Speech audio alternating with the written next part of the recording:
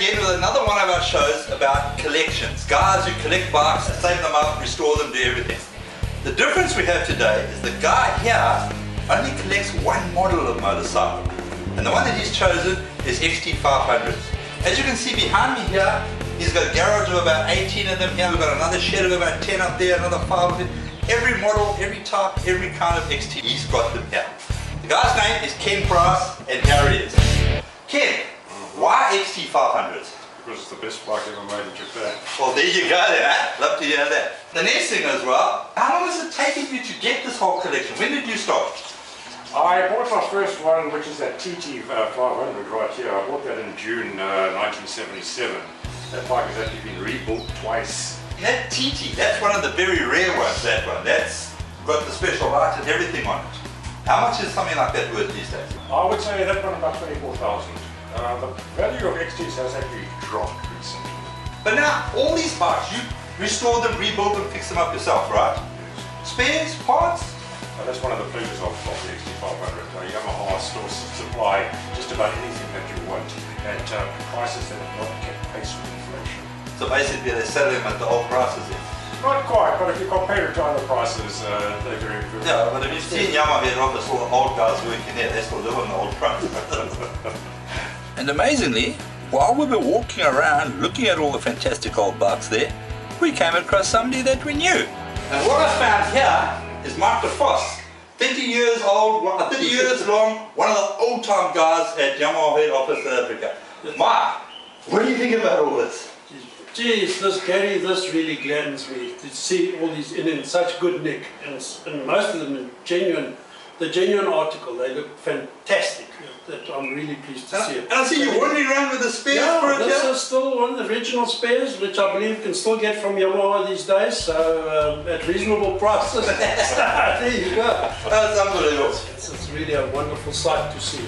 And I understand you've got something to give Kenya from Yamaha? Yes, Let's go get on with that. Yeah, okay. Ken, just a small little token of our appreciation from Yamaha. Get you up to date, you know. This is the very latest. This is this year's racing calendar. Thank you very much. And we thank you for all your hard work and appreciate what you've done here, especially for old guys like me. One of the interesting things we found out about Ken was that while he keeps a large collection of spares for himself to work on all his bikes with, even with some of the new parts that he gets from Yamaha, if there is anything that he can't find, he's actually quite resourceful and ends up making some of the parts for himself. One of the crazy things we found here is this is a fiberglass replica of the original XT500 stump guard. Now, you made this yourself, didn't you? Yes, I did, but it's not such an uncommon sight. You'll actually find quite a few of these around. I see a lot of these bikes are actually quite modified. Example is this one's got some road bike front rim and double leading fork set up with Acron rims, real vintage stuff. It is a nice vintage match there. Everything is like it's 30 years old. That is the beauty of the XT. It is so light, it is so compact, you can actually turn it into whatever you want it to be. And, as always is the case in situations like this, once we had finished looking at the bikes and seeing all the great stuff out there, the old duffers got together and then they started bench racing and talking amongst themselves. And it was then that Ken started coming out with some of the tricks and tips that he had learned from working on these bikes for 35 years. The exhaust is important, the carburetor is important, but there's a lot of other things you can do as well. To modify. In fact, you can get a little bit more power just by switching off the headlight when you ride. Really? That is actually worth 1.6 brake horsepower. Some American magazine went into Can it you believe it? in detail one year. That's unbelievable. Unbelievable. Once we had finished looking at all the bikes in the display collection, Ken then took us up to his workshop, where he showed us another 5 or 10 bikes that he uses for everyday use and just generally works on and travels around on. It was there that Mark DeVos challenged him to show us the black art of starting an XT500. And tell me, you've obviously got the knack by now of starting these things, because I believe there is a knack to it.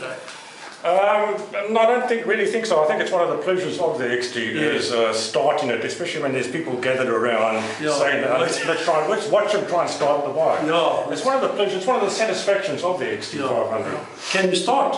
Let's say this one. Are you able to start it? Okay, big guy, let's see what you can do. Piece of cake. triggers to get the piston position adopted. Yeah. Well done, well done. I see you got the knack, that's for sure. One kick, and there it goes. Fabulous. The joy of the collection that Ken has here is not only in the fact of all the bikes that he has, but there's also a couple of other idiosyncrasies that he has about himself as well. Right, I see you've got some fancy artwork on this I can't help but notice it. Crow, what on earth does that stand for? Well, if you remember a few years ago when we had the gasoline only pub, Kevin the barman used to have a happy hour there every Friday, but only if you came in your colours. Correct. So I didn't have any colours, so I made my own riding cloak. That crow is a collection of randy old wankers. Brilliant, brilliant. This bike, by the way, I paid 500 Rand for this bike in '91. Which is one of the bargains you could pick up. Those were the days, eh? Those were the days. This spot right here, I've got an XL500 79 model, the first one that came out. It did 7,000 kilometers. Right. And the motor was destroyed. That's a good place for it to bury it there. In front of the Yamaha. So the next time you come and visit me, bring a pick and a spade. Yeah. There's a P50 PSA buried here. Also, yes. Also the same time, yeah. Same time. And what's the demise of that one? I could never actually start the thing, to tell you the honest truth. Really? Yeah. As great and fantastic as it had been to spend the day hanging out in a nostalgic time warp like Ken's place is, unfortunately it was soon time for us to pack up and head back to the real world. And there's it! Another one of the fabulous collections that we find all over the country around here. This one's Ken Price and his collection of XT500s. A whole couple of garages full of them. Ones he uses every day, ones he's restored, rare ones, common ones, everything. Ken, thanks a million. And as we say in the classics, thank God for the crazies. I mean, like you, guys like you, we have things like this. You just described it pretty well. There we go. Thanks a lot. Until next time, next collection we'll find, we'll let you know. Cheers.